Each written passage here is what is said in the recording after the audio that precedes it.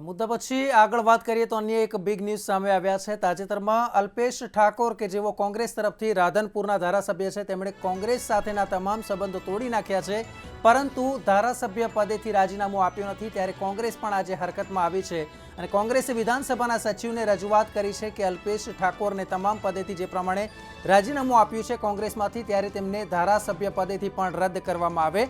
કોંગ્રેસે વિધાનસભાના સચિવને લેખિતમાં રજૂઆત કર્યાના પણ સમાચાર સામે આવ્યા છે। તો બળદેવજી ઠાકોરને લઈને પણ આ સમાચાર સામે આવ્યા છે। તેની જો વાત કરવામાં આવે તો વિધાનસભા સચિવને જે પ્રમાણે આ દરખાસ્ત રજૂ કરવામાં આવી હતી, ત્યારે અલ્પેશ ઠાકોરે કોંગ્રેસ વિરુદ્ધ પ્રચાર કર્યો છે તેવું બળદેવજી ઠાકોરે જણાવ્યું હતું।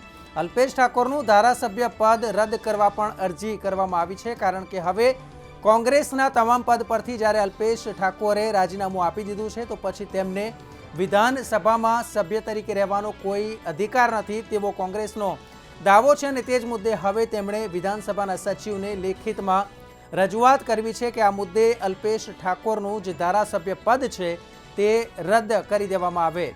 ઉલ્લેખનીય છે કે અલ્પેશ ઠાકોરે ગુજરાતમાં લોકસભાની ચૂંટણી પહેલા જ રાજીનામા આપી દીધા હતા કોંગ્રેસના તમામ પદ પરથી।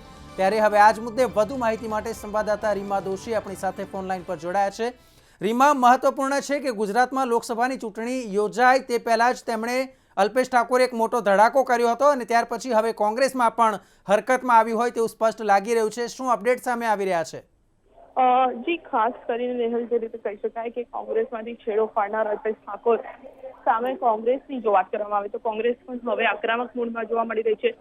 અલ્પેશ ઠાકોરે જે રીતે કહી શકાય કે કોંગ્રેસમાંથી રાજીનામું આપ્યું અને ત્યારબાદ કોંગ્રેસ વિરુદ્ધનો પ્રચાર જે કહી શકાય બનાસકાંઠામાં અપક્ષ ઉમેદવારને જીતાડવા માટેની અપીલો કરી હતી, તેને લઈને કહી શકાય કે કોંગ્રેસ જે છે તે હવે આજની પણ જો વાત કરીએ તો આજે પણ વિધાનસભાના સચિવને કોંગ્રેસના પ્રતિનિધિ મંડળ મળ્યું હતું અને અલ્પેશ ઠાકોરનું ધારાસભ્ય પદ જે છે તે રદ કરવામાં આવે તેને લઈને જે કહી શકાય કે એક રજૂઆત જે છે તે કરવામાં આવી છે અને આ તમામ રજૂઆતો અશ્વિન કોટવાલ અને બળદેવજી ઠાકોર, બે ધારાસભ્ય કોંગ્રેસના, જેઓએ વિધાનસભાના સચિવને મળીને રજૂઆત કરી છે। જી બિલકુલ રીમા, જે પ્રમાણે હવે વિધાનસભાના સચિવને આ રજૂઆત કરવામાં આવી છે, તો કહી શકાય છે કે વિધાનસભાના સચિવ આ મુદ્દે કોઈ નિર્ણય લઈ પણ શકે છે અને તે મુદ્દાને જો ગંભીરતાથી લેવામાં આવે તો શક્ય છે કે જે ધારાસભ્ય પદ છે રાધનપુરના ધારાસભ્ય તરીકેનું અલ્પેશ ઠાકોરનું, તે રદ પણ થઈ શકે છે। જી ચોક્કસથી નિહાલ, જે કહી શકાય કે હાલ આ તો રાજકારણ છે, રાજકારણ મુદ્દે કહેવું ખૂબ જ અઘરું બનતું હોય છે, પરંતુ જે રીતે વાત કરવામાં આવે અલ્પેશ ઠાકોરને લઈને પણ અનેક અટકળો ચાલી રહી હતી કે અલ્પેશ ઠાકોર જે છે તે કોંગ્રેસ છોડી ભારતીય જનતા પાર્ટીમાં જોડાય છે, કેબિનેટ મિનિસ્ટર બનાવવામાં આવે છે, પરંતુ ચૂંટણી પૂર્ણ થઈ ચૂકી છે એટલે કહી શકાય કે જે અટકળો જે છે તેના ઉપર પણ ક્યાંક હાલ રોક લાગી ગઈ છે, પરંતુ અલ્પેશ ઠાકોર ભાજપમાં જોડાશે કે પછી કોંગ્રેસ જે છે તે તેમનું ધારાસભ્ય પદ રદ કરાવી શકશે, સચિવ શું કહેશે, તે તમામ જે અટકળો છે તે આવનારા સમયમાં જ ખ્યાલ આવશે।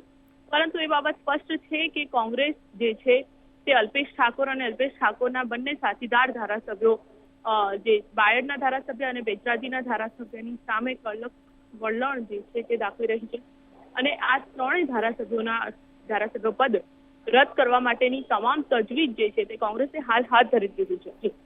બિલકુલ, અને રીમા, છેલ્લો એક સવાલ એ પણ રહેશે કે એક પછી એક જે કોંગ્રેસના નેતા છે, કાં તેઓ ભારતીય જનતા પાર્ટીમાં જોડાયા છે અથવા તો તેમણે ભાજપ અને કોંગ્રેસ બંનેથી મોં ફેરવી લીધું હોય તેમ લાગે છે, પરંતુ આ કેસની જો વાત કરીએ અને જો આ ત્રણ ધારાસભ્ય પદ છે તે રદ થાય તો કુલ મળીને જે અત્યારે કોંગ્રેસ પાસે 70 કે 71 જેટલા ધારાસભ્યો છે તેમાં પણ 3નો ઘટાડો થઈ શકે છે અને કોંગ્રેસ વધુ થોડી નબળી પડી શકે છે। જી, કહી શકાય કે જે રીતની વાત કરવામાં આવે કોંગ્રેસના જે ધારાસભ્યો પણ જે રીતે કહી શકાય કે રાજીનામું આપી ચૂક્યા છે, અગાઉ પણ 4 ધારાસભ્યો રાજીનામું આપ્યું છે, એટલે કહી શકાય કે કોંગ્રેસ જે છે તે ક્યાંક નબળી પડી રહી છે, પરંતુ જે રીતે વાત કરવામાં આવી કે કોંગ્રેસ જે પ્રમાણે ગુજરાતમાં પ્રદર્શન કરી રહી છે, સાથે સાથે અન્ય રાજ્યોના પણ જે પરિણામ આવ્યા તેમાં પણ 2017ની વાત હોય કે 2018ની વાત હોય, કોંગ્રેસ જે છે તેનામાં એક આત્મવિશ્વાસ જે છે તે જરૂરથી આવી રહ્યો છે। ત્યારે જે કોંગ્રેસ તૂટી ગયેલી હતી, પડી ભાંગેલી કોંગ્રેસ હતી, તેમાં ક્યાંક નવો પ્રાણ ફૂંકાયો હોય તેવું હાલ જોવા મળી રહ્યું છે।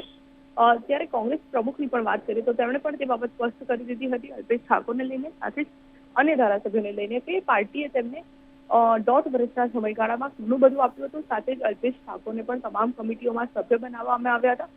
ઇલેક્શન કમિટી જે મુખ્ય કમિટી ગણાતી હોય છે ચૂંટણી દરમિયાન, તેમાં પણ તેમને સભ્યપદ આપવામાં આવ્યું હતું. કેમ્પેઇન કમિટીમાં પણ તેમને સ્થાન આપવામાં આવ્યું હતું. સાથે બિહારમાં પણ તેમને સહપ્રભારી બનાવવામાં આવ્યા હતા. એટલે કોંગ્રેસ આ બાબતે સ્પષ્ટ છે કે અલ્પેશ ઠાકોરની માંગણીઓ જે છે તે દિન પ્રતિદિન વધી રહી હતી. તેના ઉપર રોક લાગવી જરૂરી હતી. ત્યારે કોંગ્રેસને પણ એ બાબત સ્પષ્ટ કરી દીધી છે કે કોંગ્રેસ જે છે તે તેની પોતાની વિચારધારાને લઈને ચાલતી પાર્ટી છે. કોઈના દબાવમાં કે પ્રેશરમાં આવીને કામ કરવા વાળી પાર્ટી નથી. જી બિલકુલ રીમા, આભાર સમગ્ર માહિતી આપવા બદલ. તો આ હતા અમારા સંવાદદાતા રીમા દોશી કે જેમણે સ્પષ્ટ કહ્યું કે અલ્પેશ ઠાકોરની ચોક્કસ માંગણીઓ છે તે કોંગ્રેસે પૂર્ણ પણ કરી હતી, પરંતુ કેટલીક જે માંગણી હતી કે જે સંતોષી શકાય તેમ ન હતી ને ત્યાર પછી આ જે વિવાદ હતો તે પણ ક્યાંક કારણભૂત સામે આવ્યો છે. ઉલ્લેખનીય છે કે અલ્પેશ ઠાકોર અત્યારે જો વાત કરવામાં આવે તો તેમણે કોંગ્રેસના તમામ પદ ઉપરથી રાજીનામું આપ્યું છે, પરંતુ ધારાસભ્ય પદ પરથી રાજીનામું નથી આપ્યું ને એટલા માટે જ હવે કોંગ્રેસ છે તે એક્શનમાં આવી ગઈ.